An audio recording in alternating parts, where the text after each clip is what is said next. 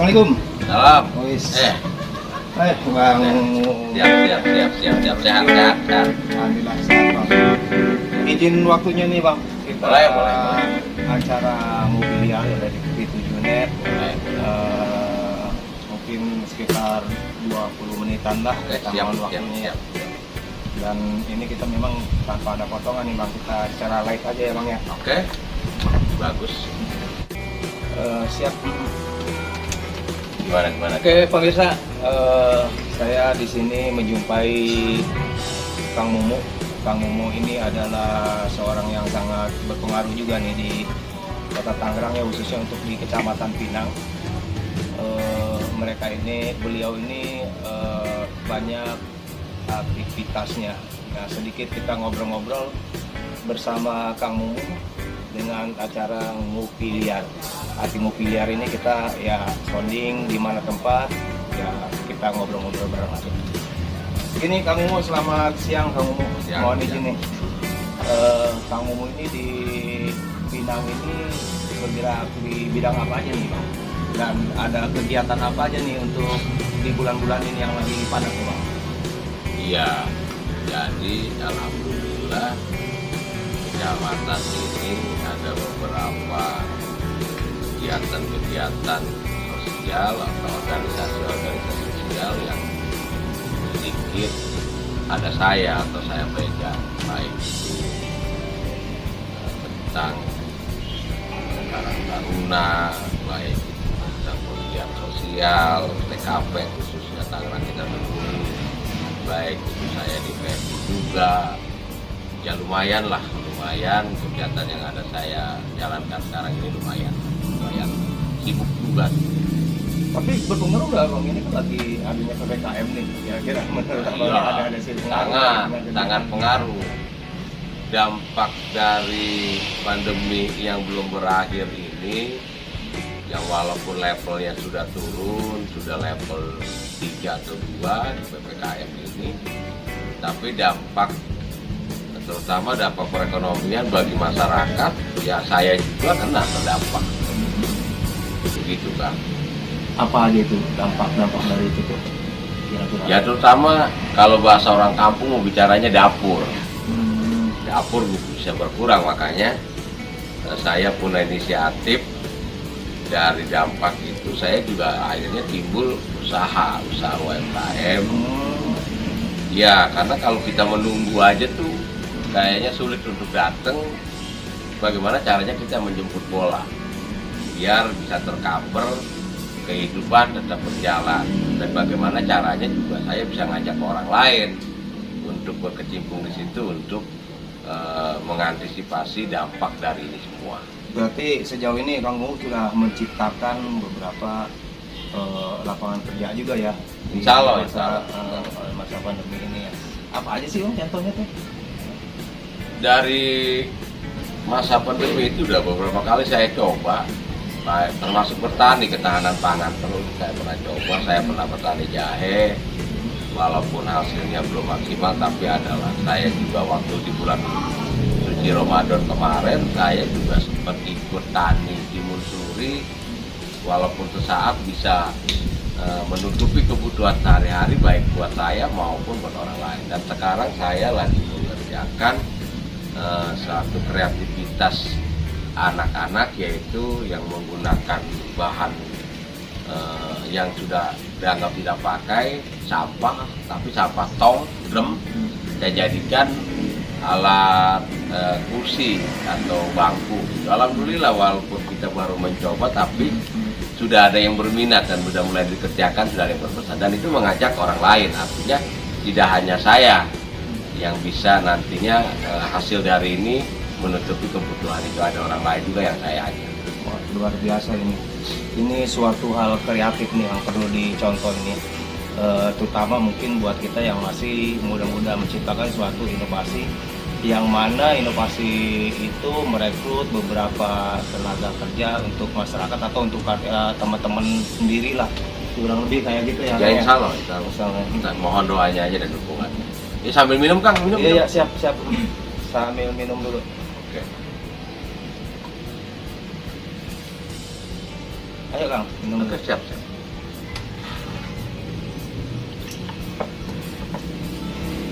Oh ya Kang Mumu, kalau nggak salah nih Kang Mumu ini kan bergerak di bidang bansos juga ya untuk ya bansos kemanusiaan di Kecamatan Pinang kayaknya khusus ya Kang Mumu ya. Iya. Ini yang lagi booming nih untuk sekarang ini bansos apa sih untuk di Kecamatan Pinang? Bansos di kota Tangerang itu cukup lumayan banyak, baik bantuan dari pemerintah pusat, mau bantuan dari provinsi maupun dari kota Tangerang sendiri. Kalau bantuan dari pusat itu memang sudah bergulir lama dari tahun 2017 yang saya awasi, yaitu bantuan pangan non tunai BPNT. Walaupun ada juga bantuan pangan non tunai yang termasuk program keluarga harapan, tapi memang ada juga pendamping yang lain. Ada juga bantuan dari UMKM untuk para pengusaha, itu dari APBD kota juga ada, dari provinsi maupun dari pusat pun ada, dan itu sudah bergulir dari tahun 2000 APBD kota, tahun 2021 itu ada juga bantuan para pengusaha UMKM itu dari pusat, dan hampir sekian persen para pelaku usaha itu mendapatkan bantuan. Nah, kalau yang saya terjun langsung itu yaitu bantuan pangan non tunai, yang itu bantuan reguler yang hanya bantuan berupa sembako untuk masyarakat yang dikategorikan layak bantu walaupun keluarga itu masih produktif. Sampai saat ini tetap kita jalankan bantuan. Walaupun bantuan di kota Tangerang itu selain itu juga ada bantuan sosial tunai BST, dari kota ada, alhamdulillah, dari provinsi juga ada waktu itu yang dapat 600.000, yang dari pusat pun ada walaupun yang sebulan 300.000. Tapi dari bantuan-bantuan itu juga kan tidak menjamin terpenuhnya kebutuhan masyarakat, tapi itu membentuk apresiasi pemerintah kota maupun pusat untuk sekedar membantu masyarakat. Yang bagusnya itu ya kita berkreasi, berinovasi, bekerja, mencari peluang apa yang bisa kita ciptakan buat diri kita, keluarga kita, dan orang lain. Itu sebenarnya intinya. Tapi kalau berbicara bansos ya, kalau yang kita ketahui ini umumnya ini masyarakat itu kan nggak jauh dari BPNT dan PKH ya. Iya. Kalau kamu ini betul dibilang BPNT juga atau memang ada PKH juga gitu? Kalau saya TKSK atau PSPBK, saya hanya menangani BPNT murni. Kalau bantuan program keluarga harapan itu ada pendampingnya, pendamping programnya ada. Kalau saya hanya menangani itu tadi yang berupa sembako tadi, yang BPNT.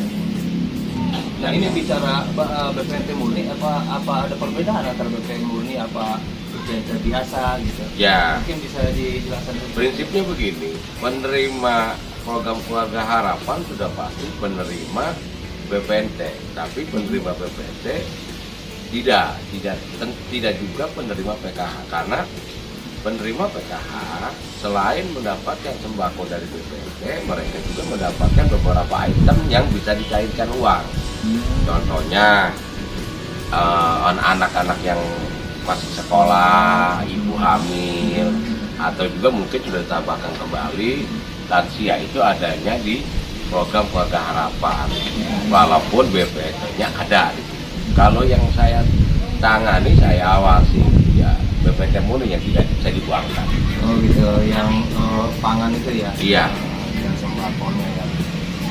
Nah selain BPNT itu kayaknya banyak juga nih Kang Mumu. Luar biasa, luar biasa. Dari BPNT, kegiatan terus kayaknya di PMI juga ya. Ini kayaknya lagi di masa kita pandemi ini kayaknya PMI nih tentang kesehatan nih lagi gencar-gencar juga nih Kang ya.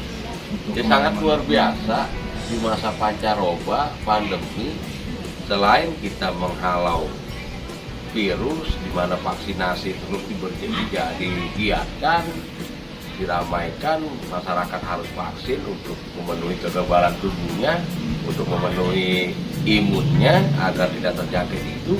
ada lagi penyakit yang timbul yang virus lama seperti DBD. DBD aja sudah banyak permintaan, orang minta di fogging walaupun tidak efektif. Tapi pada dasarnya kalau ada yang terdampak DBD, kalau masyarakat minta tetap kita lakukan.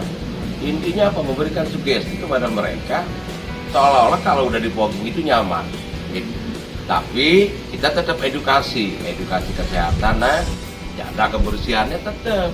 Ya berarti membersihkan pot-pot bunga yang ada airnya, tempat-tempat air yang suka nampung, itu tetap kita lakukan seperti itu. Karena luar biasa ini ujian buat kita semua bahwa sampai saat ini semua pandemi COVID maupun virus yang lain masih tetap berjalan, makanya kita perlu waspada juga walaupun pada dasarnya level-levelnya itu sudah mulai berkurang seperti itu. Semoga aja lah terlepas. Amin. Nah ini bicara tadi ada permintaan misalkan dari masyarakat fogging, itu kan ada teknisnya atau prosedur gimana gitu, mungkin ada prosedur khusus gitu, minta dibantu atau gimana ke Kang Mumu itu pribadi. Seperti apa sih teknisnya? Kalau kita sih mengajarkan kerjasama. Kebetulan PMI Kecamatan Bintang juga punya mesin fogging dan dibantu juga mesin pengadaan yang dari kecamatan juga ada. Mereka tinggal mengajukan kepada kita untuk mengadakan fogging. Dari mana biayanya? Ya kita kerjasama aja lah. Kita kerjasama, masyarakat kita ajak beli obatnya, kita ajak beli solarnya, lalu kita dari alat dan tenaganya juga sudah disiapkan. Jadi saling membantu. Tidak juga harus dari saya semua, tidak juga dari masyarakat. Karena kesehatan itu memang mahal, perlu adanya kerjasama, perlu adanya kesadaran diri. Kalau tidak bersama-sama nggak mungkin ini kita bisa selesaikan. Ya, dengan gotong royong yang baik. Ya. Oh, itu berarti bukan memang ada anggaran khusus ya dari untuk hal-hal yang kayak pembiayaan gitu. Jadi maksudnya ke dalam kerjasama juga. Iya, karena kalau fogging itu saya rasa dari dinas kesehatan sendiri juga tidak mendukung masalah fogging karena memang sebenarnya kurang efektif. Jadi kalau saya sih, kalau memang permintaan masyarakat ya tetap saya lakukan, walaupun hasilnya itu tadi ya kurang maksimal, tapi minimal kita sudah memberikan kepada mereka, walaupun dari dinas kesehatan juga kurang ngedukung dari masalah fogging, tapi dia tetap mensupport bagaimana caranya semua itu bisa berjalan dengan sesuai apa yang kita harapkan. Siap. Jadi begini pemirsa, ya, saya ini memang banyak sedikit tahu juga tentang beliau, tentang Kang Mumu ini di bidang sosial ini memang sangat luar biasa beliau. Bahkan kalau nggak salah mendirikan apa tuh namanya TKP ya? Iya. TKP itu apa tuh? Bisa ditanya panjangan apa? Jadi bersama teman-teman dari semua unsur kita membentuk TKP Tangerang Kita Peduli. Tangerang Kita Peduli ini adalah organisasi lembaga yang bertujuan berjalan di arah sosial, di arah kebencanaan.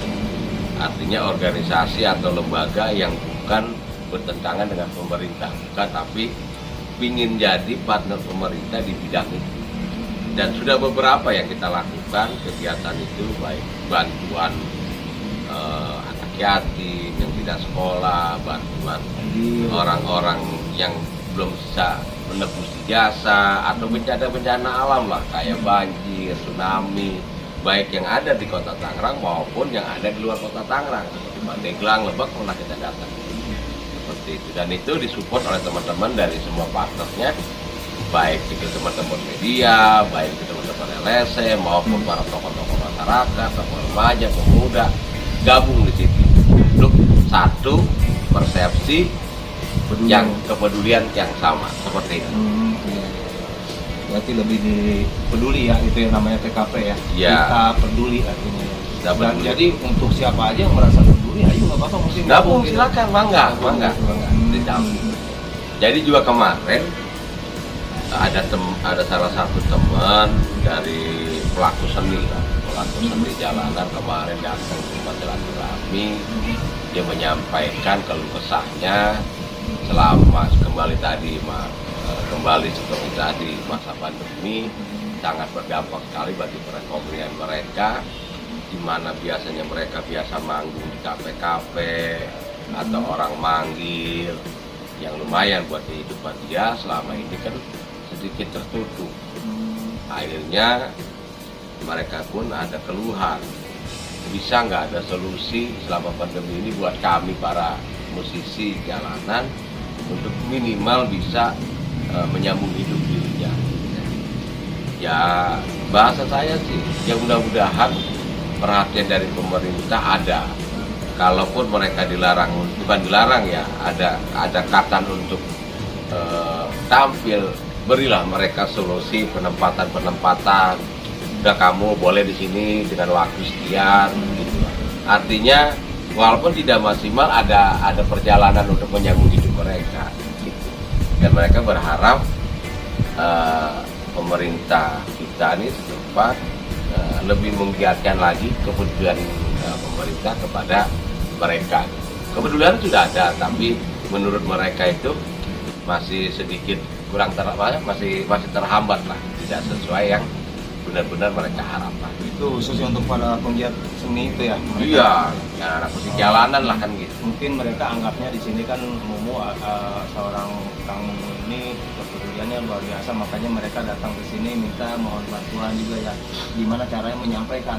Nah ini suatu kesempatan juga nih Kang, mungkin bisa disampaikan nih apa sih harapan Kang Mumu itu untuk gimana caranya mereka ini, mungkin dengan solusi apa nih, siapa tahu kan namanya juga pemerintah mungkin terlalu banyak yang harus dia pecahkan dan segala macam hingga kurangnya solusi untuk menciptakan itu ya. Mungkin Kang Mumu sendiri di sini bisa menyampaikan gitu, apa sih solusinya untuk mereka nih biar mereka bisa ya mungkin anggapannya sedikit sejahtera lah ya untuk di bidang penggiat seni itu ya Kang ya. Boleh mungkin Kang mumpung lagi ada kesempatan ini diungkapkan. Selain upaya-upaya pemerintah kota pusat untuk kesejahteraan masyarakat yang sudah mereka lakukan, sudah mereka program-program yang sudah diluncurkan, ya harapan saya selain pandemi ini cepat berakhir dengan adanya butuhnya kerjasama dengan masyarakat itu sendiri, langkah baiknya masyarakat juga terbuka bagaimana caranya menciptakan untuk yang bisa memenuhi kebutuhannya walaupun tidak maksimal seperti masa-masa sebelumnya. Jadi jangan berharap juga terlalu minta bantuan. Nah untuk pemerintah, kalau memang ada keluhan dan permintaan dari masyarakat itu, responnya itu lebih lebih agresivitasnya itu lebih dianeh lagi. Oh iya ternyata masyarakat semuanya ini loh, bukan hanya minta bantuan dibagi sekian selesai.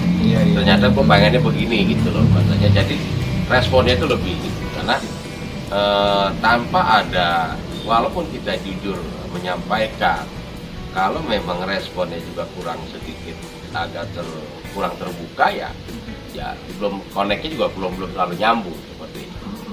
Itu aja kan.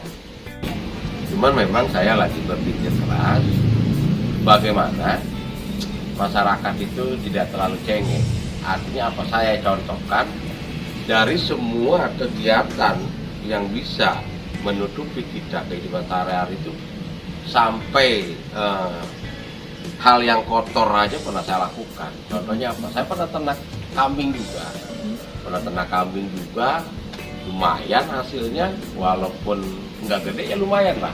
Dari saya punya 2, 3, 4 sampai 20 ekor, sampai kemarin di Idul Adha lumayan saya bisa menjual, mendapat keuntungan yang lumayan. Maksud saya tuh mereka melihat, oh kenapa sih Bang Mumu aja mau, kenapa kita tidak? Karena kalau kita sampaikan secara lisan, mereka kan sudah pada dewasa. Lebih ke contoh nih. Iya, lebih ke contoh gitu loh. Saya aja masih mau gitu loh. masih mau, kenapa teman-teman tidak? Karena apa? Dengan kita gigih, kita tekun, hasilnya akan ada, tidak akan niat yang mengkhianati hasil gitu loh, kegiatan-kegiatan ini. Gitu kan. Kemarin kan memang di jahe juga sempat lumayan Iya. juga tuh membumi Iya. juga kan, gitu untuk di bidang jahe. Ini lebih mengkerucut lagi nih, kita sedikit keluar lagi ke permasalahan awal yang masalah bansos ya, karena umumnya nih hampir masyarakat ini, kamu ini lebih terkenalnya di bansos dan PNI gitu Iya. ya. Kalau untuk sosial ya udah sangat jelas itu, Salah. karena berdasarkan dengan bansos, berdasarkan itu kan berbau dengan sosial. Nah ini sejauh ini kadang-kadang ada juga masyarakat yang salah kaprah, salah penilaian nih Kak. Ada juga yang ketidakpuasan gitu ya. Sebenarnya ketidakpuasan masyarakat menerima bansos itu berdasarkan apa sih? Ya, Ada nggak Ya. unek-unek yang selama ini kadang Kang Ungu sendiri itu mendapat apa ya, tekanan gitu? ya memang mereka itu kadang-kadang bertanya kepada orang yang salah. Mereka bertanya kepada orang yang tidak menguasai, akhirnya timbulnya gejolak dan fitnah. Sebenarnya bansos, terutama bansos BPNT ini pengganti daripada Raskin. Dan pengganti Raskin yang dulu berapa itu, tiap kelurahan itu ada yang namanya beras dari Bulog, itu beras Raskin yang kita nebus itu 14.000 per kepala keluarga pada saat itu.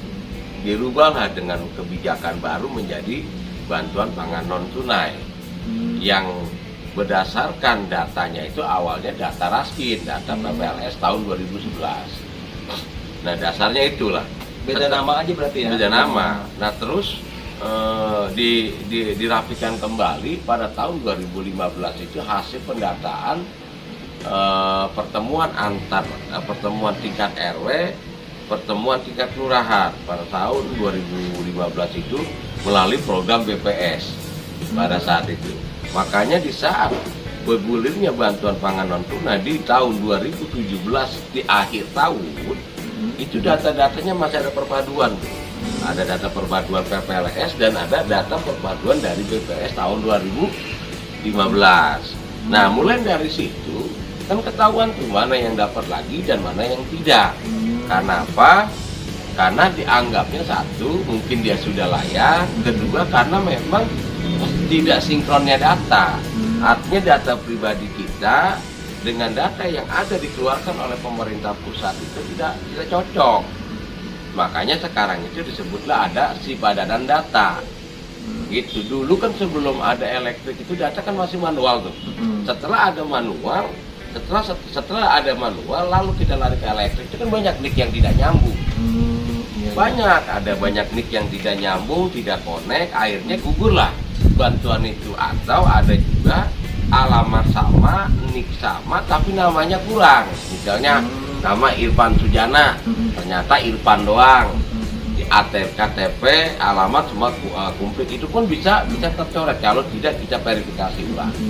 Nah yang namanya verifikasi itu kan aplikasinya dari pusat turun ke bawah. Artinya sekarang ini sudah lebih gampang lagi karena setiap kelurahan sudah ada operator data DTTKS setiap kelurahan. Makanya apabila ada teman-teman tokoh masyarakat, RT, PSM, kader, siapapun lah, kalau melihat ada orang, ada keluarga yang layak bantu dan belum mendapatkan bantuan, nggak apa-apa, titip aja, ketitip kita langsung ke operator, Pak ini orang ini layak, minimal bisa diinput dulu.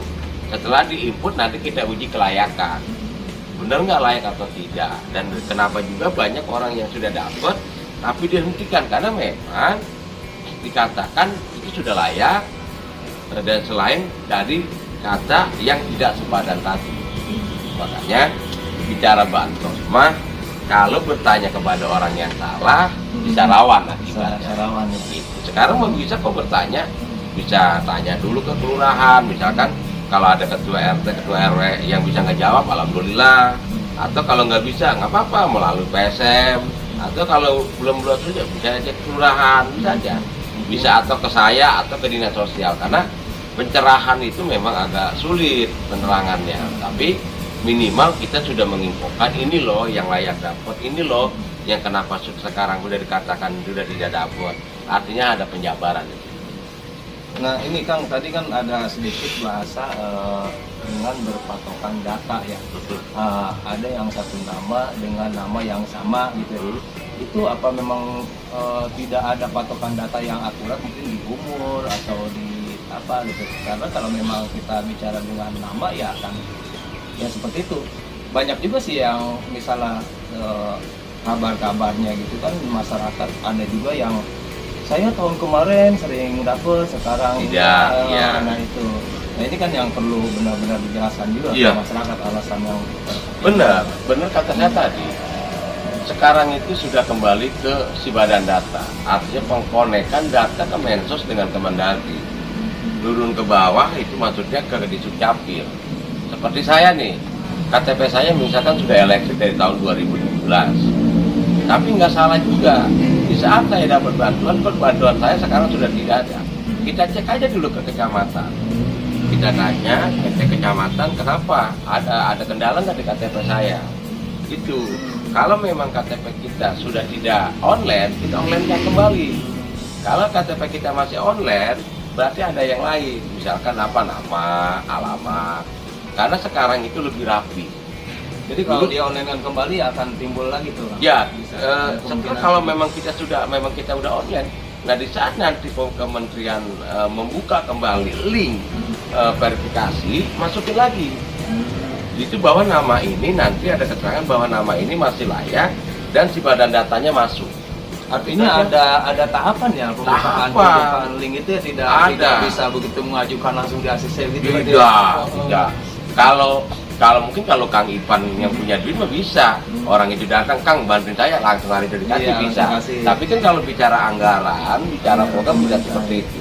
Kita minimal nunggu berapa lama nih akan timbul nama kita. Karena apa? Eksekusi dari itu semua kan adanya di pemerintah pusat. Kita hanya menyampaikan, mengusulkan, dan melihat penyalurannya seperti itu dan membantu penyalurannya seperti itu.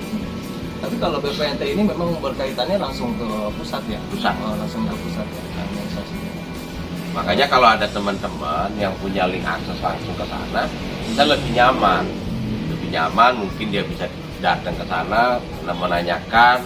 Kalau seandainya di situ dapat penjelasan juga kan kita merasa terbantu. Oh ternyata ada orang lain juga loh yang sudah tembus ke sana, kan gitu. Karena takutnya kalau kita yang menerangkan aja disangkanya itu bisa-bisanya kita. Nah ini ya, di masyarakat itu sendiri tidak mendapatkan atau ini, nah ini yang perlu benar-benar diluruskan. Masyarakat belum pada tahu juga nih kan. Iya masyarakat juga kudu jujur lah. Masyarakat kudu jujur, kudu paham bahwa tidak semua masyarakat itu dapat bantuan. Kan gitu kalau bicara BPNT ya, kecuali COVID. Karena nggak mungkin juga satu RT harus dapat, itu kan nggak juga kan. Akhirnya kan orang-orang terpilih yang dianggap layak. Kalaupun ada human error, ada kesalahan, biasalah. Program mana sih yang sampai bersih 100% pastilah ada kekurangannya. Ya 70-80% mungkin yang benar dianggap rapi. Seperti itu, makanya sambil setiap periode, apakah itu per 3 bulan sekali, apakah itu nanti per 6 bulan sekali ada verifikasi data. Dan kebetulan saya bilang tadi, operatornya itu sekarang di setiap kelurahan ada. Itu bisa menanyakan langsung. Seperti itu. Oke Kang, kayaknya ini sudah cukup. Siap. Terima kasih juga atas waktunya ya. Ya begitulah pemirsa, mungkin dengan tayangan ini masyarakat bisa menilai, masyarakat juga bisa mengetahui siapa ini Kang Mumu dan sejauh apa beliau ini untuk ke masyarakat. Itu kan bisa disaksikan langsung dalam tayangan Ngopi Liar TV7 Net. Mantap.